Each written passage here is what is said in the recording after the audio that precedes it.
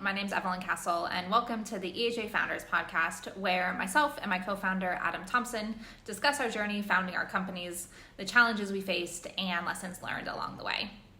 On today's episode, we talk about our favorite and least favorite projects we did at eHealth Africa. We ran EHA for 13 years, and so, of course, there's some projects that we really enjoyed and we felt had a really big impact, and some projects where, maybe not so much. I said this in our first podcast intro, but I'll say it again. The opinions expressed in this podcast are of myself and Adam only. We may have some critical comments, but we hope you understand that we're critical because we worked so hard on many of these programs, and we really want to have the most impact in everything that we do. All right, now let's start the podcast.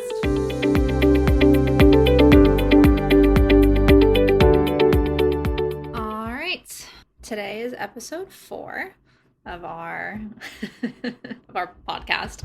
So today is more of a fun day. We are going to talk about our top 3 favorite and top 3 least favorite projects that we've done at eHealth Africa. So Adam and I have made our own lists. We have not talked about this before now, and so it should be a fairly interesting conversation. I don't think we're going to have any duplication. Do you? I think it'd be hard not to. I don't know your reasoning for thinking that. Yeah. All right, so let's start with favorite because that's a more fun conversation. So on the count of 3, say your top favorite.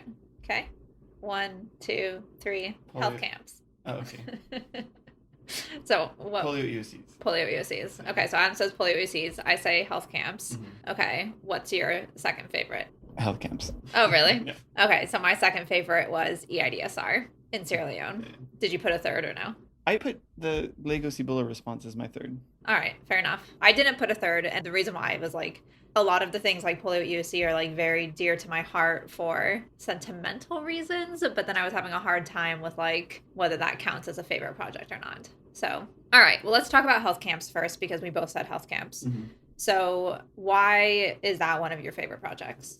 Well, I think it was my favorite project, one, because, it was just the kind of work that went into it and the kind of impact it had, was so readily visible. And it showed, while it was hard and it was hard to set up the logistics, at the end of the day, it actually wasn't that hard.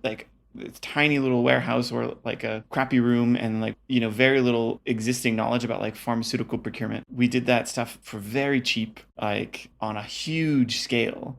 And it just kind of showed me just with good management, good organization, you could deliver. But at the same time, it makes me a bit sad of why can't the state deliver that? Or why can't, because in some of those places where these were getting delivered, this is the only medicines they'd seen in the health facility for months besides vaccines. It was the only actual medicines they'd seen in, months, if not longer. And so I think that was my favorite because it was just had this dramatic impact on that polio uptake for that period of time. Yeah, I completely agree. But actually, I think the reason why I remember it being one of my favorites was we got to do so much really cool design on that project. We had the conversation about, doing the individual packaging, which had never really been done before. Mm-hmm. Then we realized, a lot of the people that are taking these things are illiterate. So let's put the pictures. Remember, we spent the time making the pictures that go on the things, and we did labels that got put on the bags. Mm-hmm. Then even, there just was a lot. Even remember the whole electronic scanning of the registers that we did? Yeah. So there was the design of the register itself, then programming it into the software. Mm-hmm. But there was a whole design process of how that whole thing would work. And then even I remember spending a lot of time on the design of the boxes. Mm-hmm. We had the boxes with the logos and then with the content and with instructions. And I just thought that there was so much thought and creativity and innovation that went into that project where, again, you're right. It should just be a simple operations and logistics project to just get drugs and put it somewhere. But to see how little thought goes into primary care, medicine, anything, right? Because even the UNICEF health camp boxes were just these big boxes of paracetamol or big jars of paracetamol stuck in a box and sent out to different places, and that didn't really do anything. Like you said, just the prescription instructions, this is what you use this for, because to be honest, especially in the rural primary care centers, not that many people knew what all that stuff was for. Well, and remember, we'd had some kind of like job aids too built into that form a little bit where we were trying to show like, I forget exactly how it looked, but kind of trying to show like what was the issue, and then they would mark what the issue was and then what drug did they give them. I can't remember. I think we did training for the staff separately, but at least then we were trying to mark and see like, okay, if somebody came in with a stomach ache, were they given antibiotics, or, like what were these people actually doing? I mean, the other reason why it's one of my favorites was just because of how stupid the scale was, like when it ended up happening. And I remember like even you being kind of like, Evelyn, how did you underestimate the size of this so badly?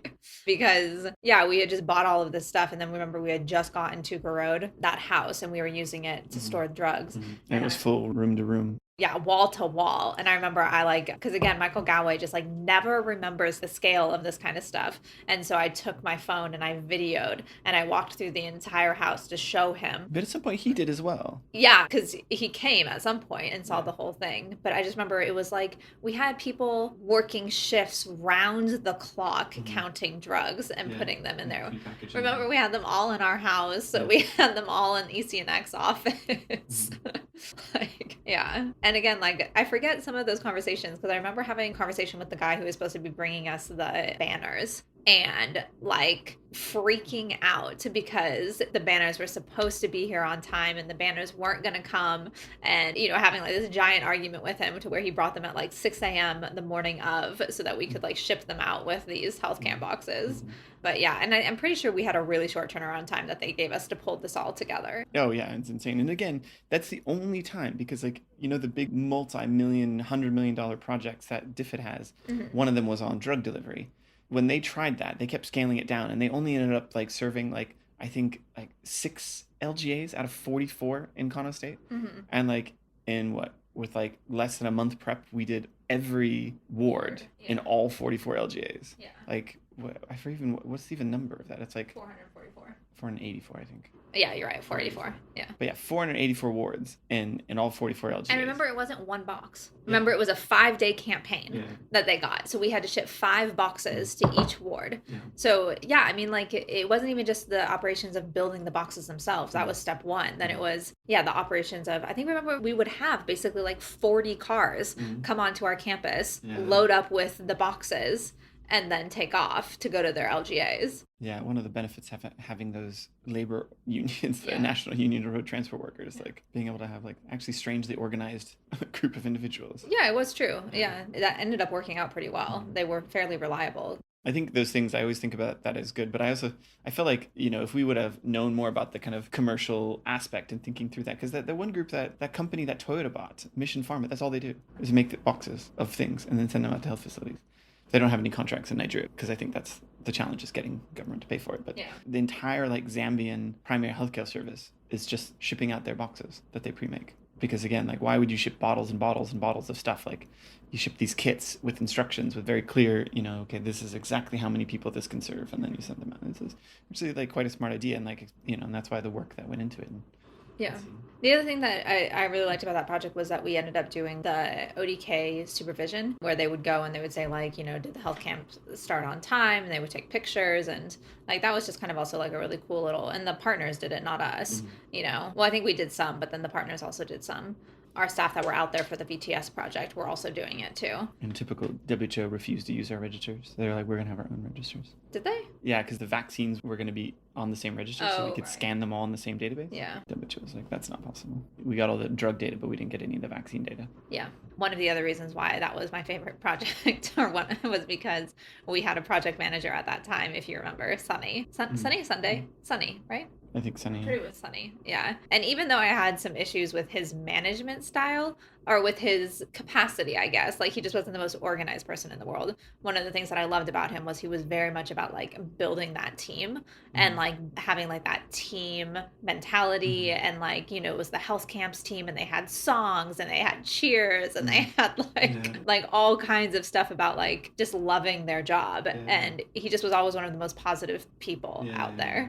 So I did really enjoy that. Like, I remember I still have obviously the picture of when they won the award at one of the end of year parties. Like the health camp team won like best team or something like that for the year. And they just like stuff that I would find like like a little bit silly or whatever. They actually loved it and, were super happy. Even just remember the small stuff. Remember when we got them like lab coats so that they could wear lab coats when they were in there, to be like more professional. Like it was just like this small stuff that I think, yeah, just brought a lot of like joy to that job for them. Okay, well, I'm glad that we both had one favorite. So then, why is the polio EOC project one of your favorites? Similar. I think it was just like something relatively simple. I mean, again, it seems simple to us, but like making a functional building and thinking through, okay, exactly what that meant in terms of like workspace, in terms of power, in terms of water, in terms of internet, just making internet work in all the different locations and all the kind of negotiations that had to happen with the different telecom providers to make those things happen.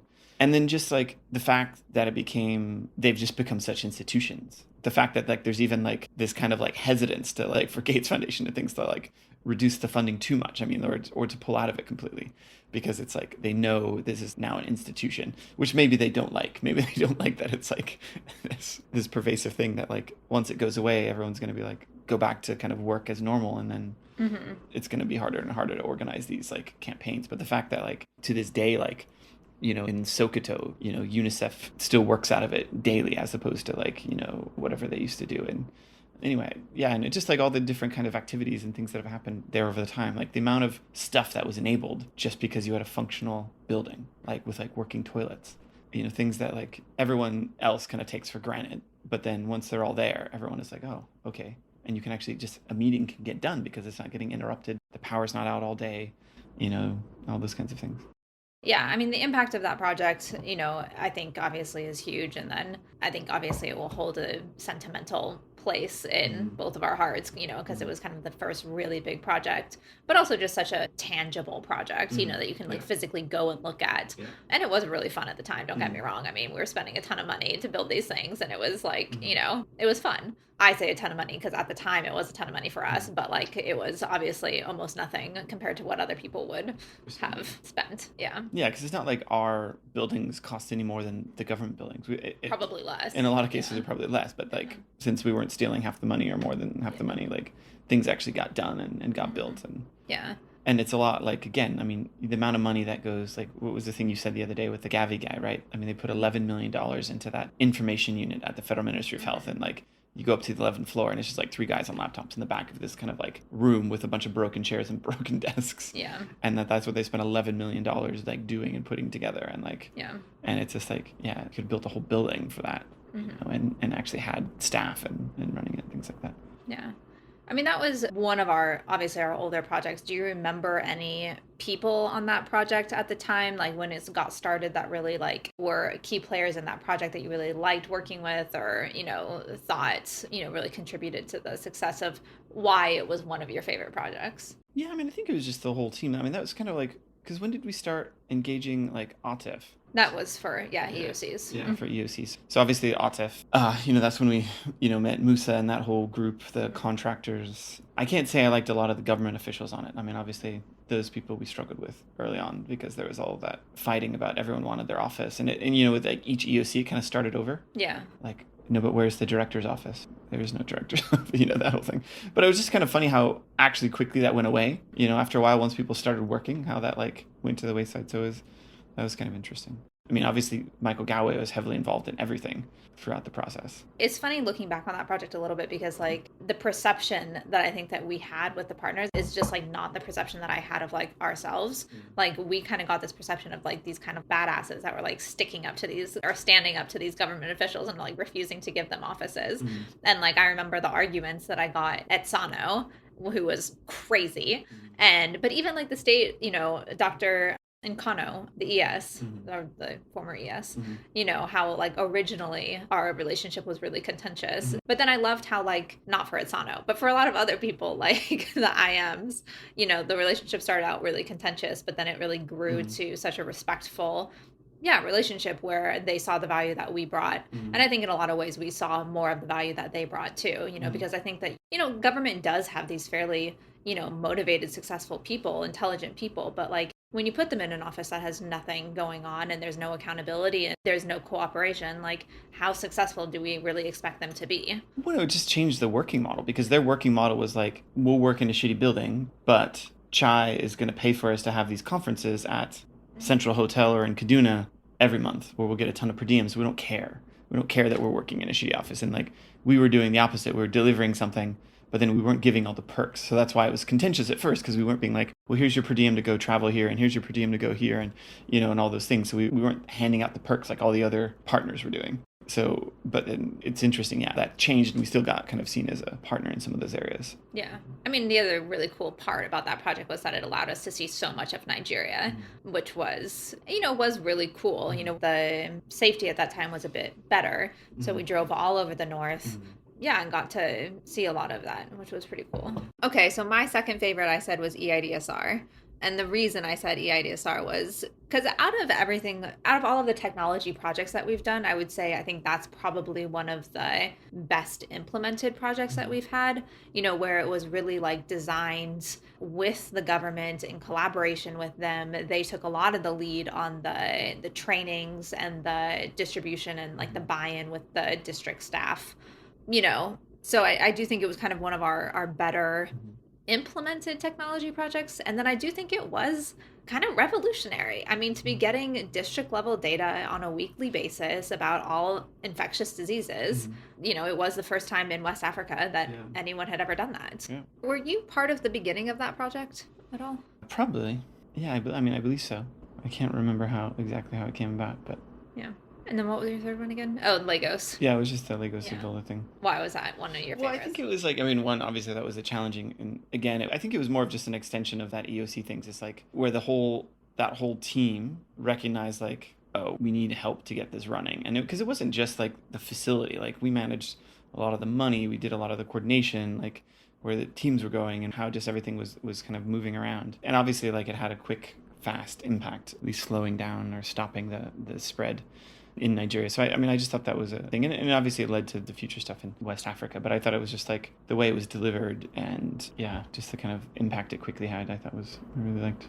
If you could go back and change anything on that project, is there anything that like you wish you had done differently or we had done differently? Or no, I think the only thing would be we didn't do a good enough job like promoting like what we did, because even like for example like Sormas, the guy who was doing the first version of Sormas like came out of that Ebola response, Tom, and wrote Sormas as like, but then they started marketing it as like the tool that helped the Ebola thing, but they didn't use Sormas. They used our tools, and so I think one of the things we didn't do very well is like think about, oh, here's all the lessons learned, and then think about how do we package those tools to do better, because like we could have easily built something way better than Sormas if we would have had the time and like the strategy to like really kind of pin it down and think through it.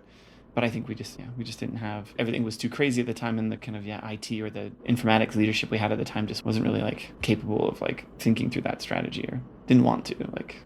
Yeah, they kept building like tools that we didn't need, or they were more interested in using like what's the latest, coolest, fanciest technology. Let's all learn that, as opposed to like what if we just got something that worked with ODK and did this and this, and then like Yeah, we'll get into that issue later. I don't want to talk about it right now.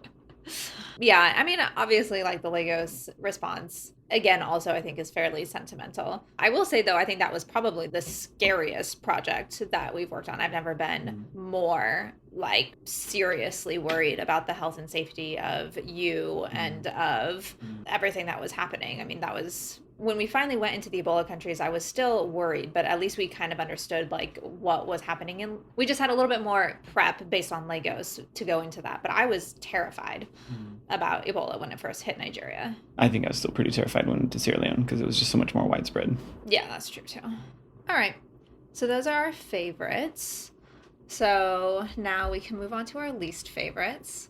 And I had a really hard time with this, just to be fair, because I think that like I have hated a lot of our projects at different times, but I don't know if I would say that I hated the project in general. Yeah. So, okay. So let's say our least favorite. There's no point in saying it at the same time because I know they're not going to be the same. So what's your number one least favorite? The Guinea Ebola response. That's funny. I didn't even think about that. Okay. My least favorite was the JPAL ODK project. Oh, okay. What's your second least favorite? I had a struggle. I was thinking of I put Grid mostly just because like of how it ended with like that whole relationship with Vince. Yeah. And like yeah, it's just kind of weird. I put the UNICEF nutrition work. And again, also kind of how it ended with the relationship with Robert, which we'll get into. Yeah. But did you put a third? Well, I put the IPV, supplements or whatever, the things that we With did. the sugar. Yeah, like the sugar and all this crap that we had to do. Mostly just because it was dumb, and the only reason we were doing it is it just showed such a lack of preparation by WHO. And it's like, yeah, it was interesting and kind of funny, but at the same time, like, why wouldn't they just give us the money to manage those things? Like, why pay WHO, wait for WHO to fail, and then pay us to then do it, and then complain about the cost? Remember they kept like being like, well, you can't charge 15% overhead. You're just doing a procurement. Okay, then do it yourself. Yeah, like literally go get WHO to do it. Freaking remember what we had to do. Yeah. Let's just talk about it now. Yeah. Like to get however many bags of rice, millions, or not rice, sorry, sugar, of small bags of sugar. It took like we had staff running around to every market in Kano, like negotiating prices. Sleeping in the main like market. Yeah. The main commodities market. Yeah. Just sleeping there, waiting for the trucks to arrive, and then buying the truck and saying, drive that way. Yeah, it was kind of a stupid project. I mean, I would say it was probably one of like the silliest things that we've done, but also one of the more memorable because of how silly it was. Well, I think it's memorable, but again, I think for me, it was always the underlying, like, why are you paying WHO so much money to run this program? And then at the end, they're not even running it the way they're supposed to. Like, you've given them the money. Because it's not like WHO gives the money back because they didn't buy all this stuff. But they didn't have the money to buy incentives? Yeah, they always do. It's part of the plan. It's part of their budget every year. Yeah. But it's just like the way that all the money gets stolen. Because they'd be like, oh, we bought the incentives, but then it's just like, oh, well, they didn't show up. Yeah. Because remember, they literally said, they're like, oh, it didn't come. Yeah. Also, the like ridiculous thing that like Dangote is part of this consortium, and we're buying Dangote sugar, and he can't just like freaking move sugar from his own factory to Borno to get this done was a little bit ridiculous too. Yeah, it just shows you the whole system is just just messed up, and then like again, it just always frustrated me that like because that's only part of the stuff that was like, yeah, fine, like we did the incentives, but also like we were looking at things like they didn't have the right cold boxes, and so they had to buy all the cold boxes at the last minute, and instead of buying like the actual vaccine ones, they ended up buying like these the little brown plastic ones. They're not insulated. Yeah, those are like lunch boxes. Yeah, and they don't keep anything cold, like, and they're just like moving the vaccines around in them and just doing all this stupid stuff where they're just like, for a quarter of the amount of money, they could have just given it to us. We could have organized the whole thing. Yeah, and we wouldn't have had to give the vaccines. They could have sent the doctors to give the vaccines. The state workers that give the vaccines anyway, so that we would just organize them. Yeah. But WHO organizes them, and then they don't get paid, and all these things, and it's just like it's just such a pain in the ass. Yeah. So my third least favorite I chose was for similar reasons around just kind of like pointlessness. And I don't even know if I can consider this a project because we didn't get paid for this, but I chose VAN because I felt like it was the vaccine network thing. Mm-hmm. Because it was just such we did get a contract. Oh yeah, we did get a contract. But then it was like a huge fight because everyone wanted to use their own tools and software. And then after Michael and Justin left, they were like pitching the software. And then after they left, they were like now pitching their software. Yeah. And so then, but we weren't even really pitching we were pitching Lomas, but also like the work that we did on that was with that, I want to say Gazelle, but that's not correct. We built like a data visual, like we just pulled all the data together into a visualization because you couldn't really get it. And we did that hub thing where we recommended, remember we worked with that GIS company that had the mapping software, and they did it in other countries where it's like they suggested where we could put hubs to make the most sense. That was a different project. That was the supply chain, national supply chain. Oh, but it came from kind of part of that, didn't it? Yeah, it was connected. It came out of VAN, yeah. Yeah. But like VAN was another one of those projects where like, I think we were getting paid by Chai. Yes. But again, it was one of those things it was like up for renewal, and we were like, no thanks. Yeah. Like we're not going to join these meetings anymore. But also, so I guess that was pointless, but I think the point was like everything was pointless, and I just think it was the epitome of like development, waste of money. We went and literally stayed in a castle in France. Remember for that meeting? You did. I didn't. Yeah, I did. I got to go to the national warehouse and sit there. No, you were in the middle of the Ebola response at that time. And I remember being like, we're not taking any pictures and sending this because our team is going to murder us. That I'm sitting in a castle in France and they're all in. But when we came back, because I was attending all the meetings at some point when I came back. I think that was later because I remember specifically you were pissed that I was at like some really nice resort in. They're like relaunching Van as well. I mean, again, another reason to hate the project even more, right? I mean, they're like relaunching. It was such a shit show. Yeah, I actually forgot about how bad Van was. Yeah. Sitting in those meetings with UNICEF, Chai, then eventually because of the whole thing, then whatever they're called, Field, then Field was there. It was like, where did Field come from? We fired them because they were assholes. Then they created a company and then were like brought right back in. But they didn't have to like apply for anything. They didn't have to have any experience. They didn't have to have anything. They're just like, oh, Field's here. It was just like everyone trying to fight everyone. UNICEF fighting Field because they wanted something else, and then Chai, and then whatever. And then it was time to like renew the contract, and we were like, nope, thank you. Yeah. That was such an unbelievable waste of stupid waste of money. None of the stuff that even got built ever ended up getting used. They built some dashboard. So they threw away our dashboard because Field convinced them that the dashboard wouldn't work, even though we presented on it over and over and over again, and it worked just fine. But then they're like, well, we're going to build a UNICEF dashboard. So they just took more money, built a dashboard for UNICEF, and then after about a year, just stopped using it. And now they're relaunching Van. Is that because you remember I told you like Gavi is talking about doing the ELMIS? They're paying for the ELMIS right now with MPHCDA. Yeah. And my response back to him was like, you guys' strategy is the exact strategy that failed 4 years ago. Mm-hmm. So what's changing here? And just instead of Navision, they want to do open LMIS and then have DHIS2 at the state level. So it's literally the exact same project with zero thought as to what went wrong last time. So and probably Chai and all the same people there, right? Correct. Yeah. So I'm going to meet with Faisal next week just to ask him about it if I can. But with all of this stuff with the vaccine, I don't even know how any of that is moving forward at this point. So yeah, I mean, again, it's a set of tools. Like OpenLMIS is so stupid. Like no one uses it. No one likes it. The only people that like it are the people that get paid at hundreds of thousands of dollars to manage it and maintain it. And yeah, it's just such a... And then it's like, you've got all these groups that spun out of Van, like the African Resource Center, which is the new logistics resource center. As soon as they got enough money, they immediately set up the big office in Cape Town. And that's the Africa Resource Center. And they're supporting... They're all very stupid. Okay, so those were two of our least favorite projects because they were stupid. And then the other of our least favorite projects... Well, let's do the easy one first, which was ODK. Well, sorry, before that, the other thing that sticks out why, again, I hate that project is it shows you, it wasn't the first time, but it was like the very clear thing where we had a working solution that was pretty straightforward and pretty easy. And then you saw Chai specifically go out of their way to kill it. At some point, remember, because Lomas was like working in Kano and everyone was really happy with it. And then Chai and Selena were paid to basically do an assessment of it to explain how it wasn't working and it shouldn't be used nationally. And you should actually use something else. Yeah. But then Kano State was like, no, it's working fine. So they had to write this fake report basically. They're like, Lomas will never work.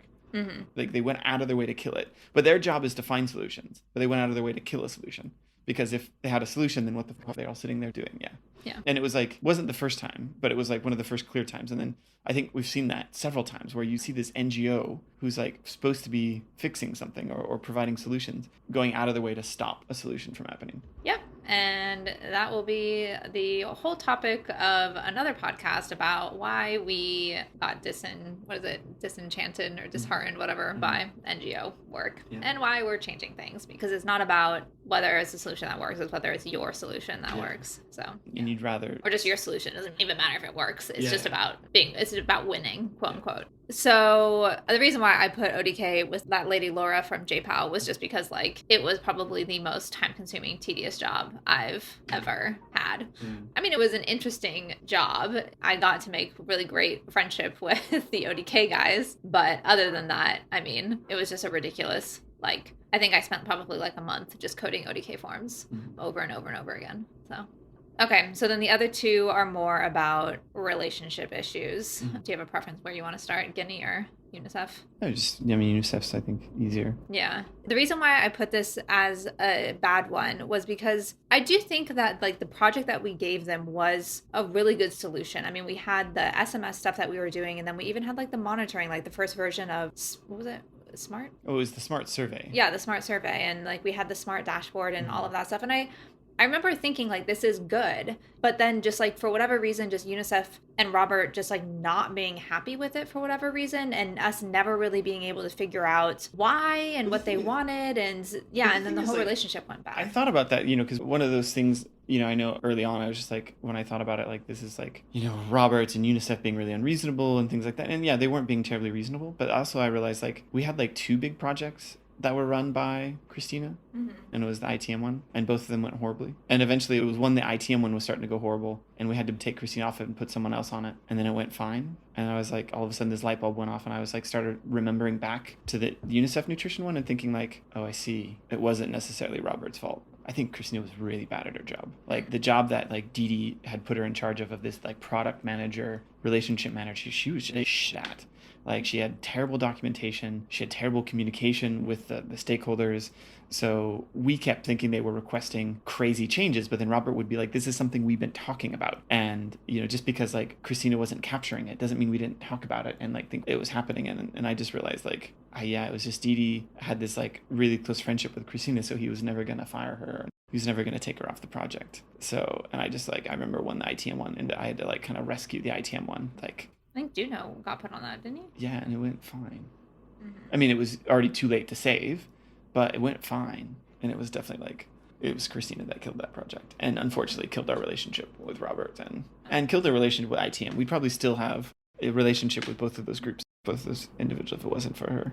Yeah, I just remember when that light bulb went off, and I was just like, that was definitely us in a way. But like, again, I was only had the information that Christina and Dee Dee were giving me, which was bullshit, I think. Yeah. And I think that was also a time where we were juggling way too many things. And Mm. you and I just didn't have our eye on that ball because it wasn't supposed to be that difficult of a project. And it shouldn't have been, right? I mean, but it was just one of those things where, like, the German team was just like spending so much money, and they just wanted developer time. So they're just Yeah. like, everything. Remember, at some point, every time we're like, okay, how much is this dashboard going to cost? And they'd be like $1 million. Yeah.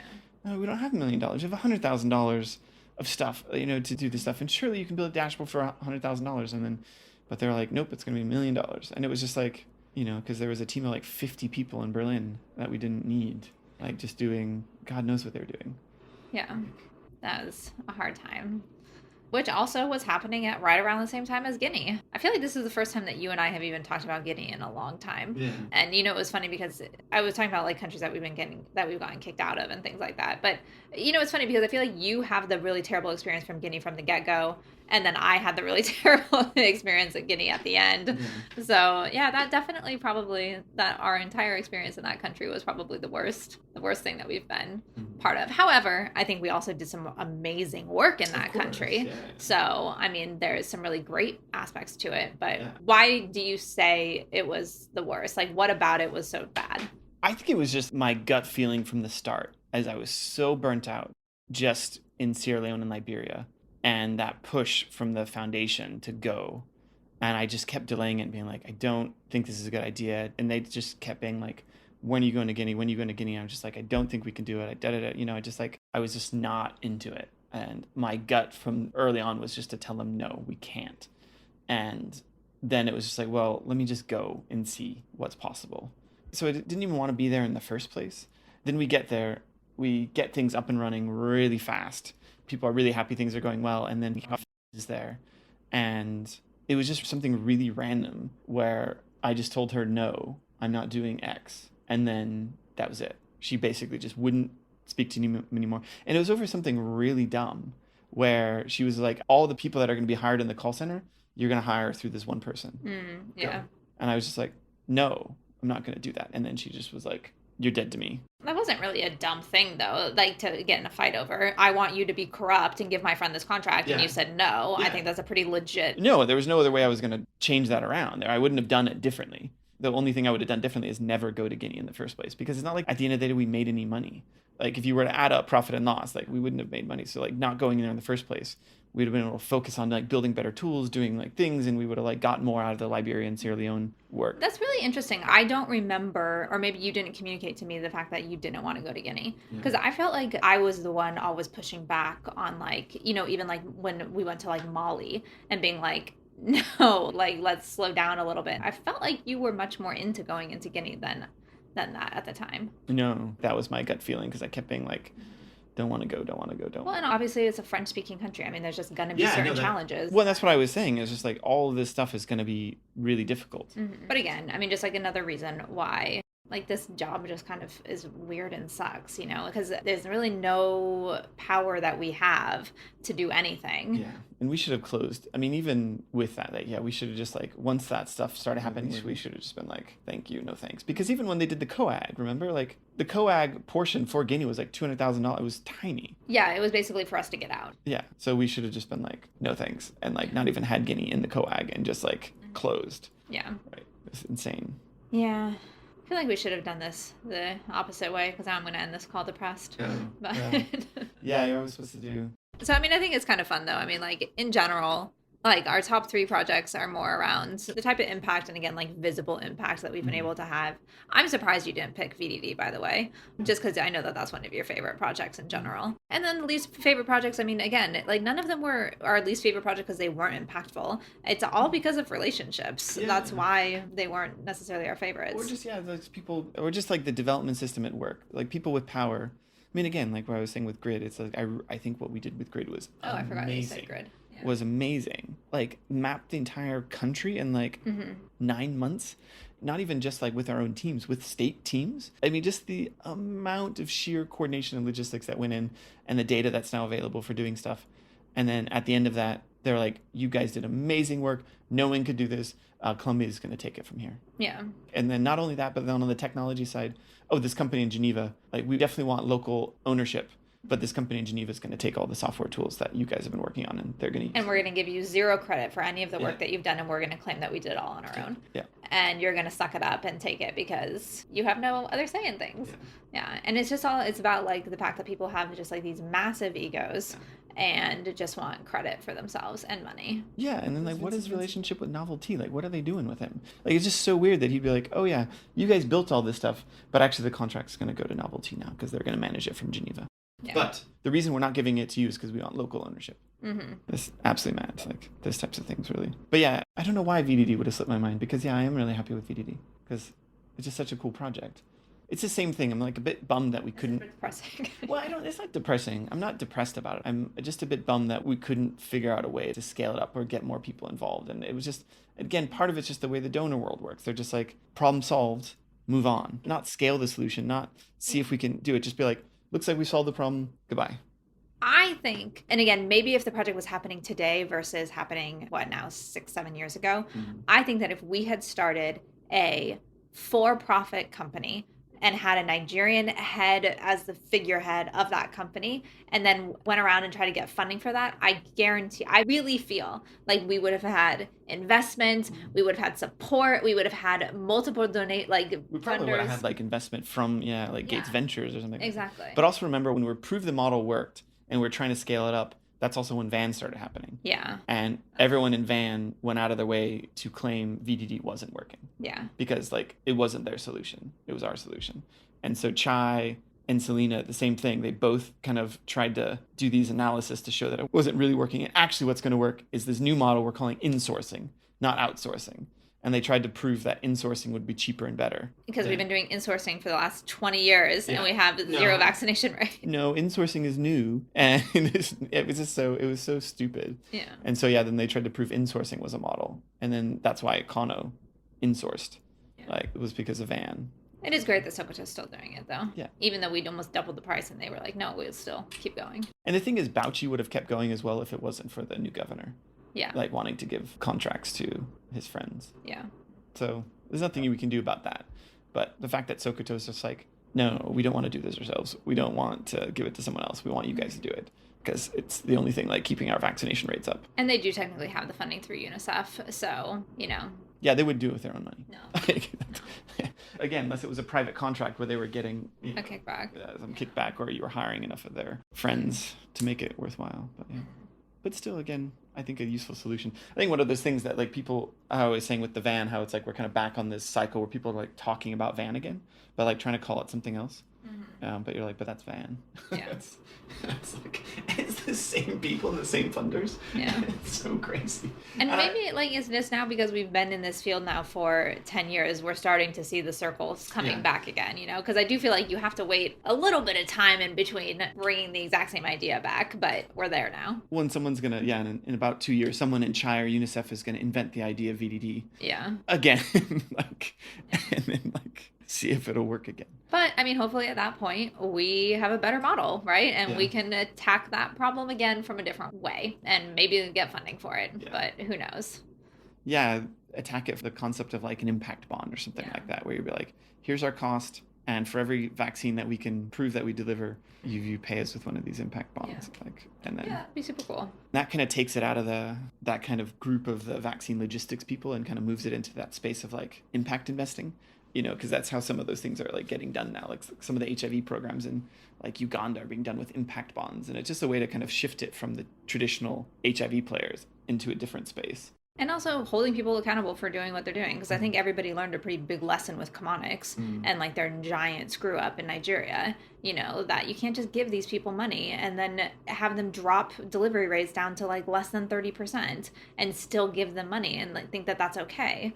It's absolutely disgusting. And then have all of us American people we're paying for this. And it's a company. We're paying a company. It's not even a nonprofit. And they are not held accountable at all for the work that they're doing. So, well, thank you for your thoughts. And we will chat next week. All right. Thank you for listening to this episode of the EHA Founders Podcast. Please like and subscribe to our YouTube channel or to whatever podcast system that you are using right now so that you can be updated as we continue to post new videos about our journey and about impact investing in Africa. Thanks.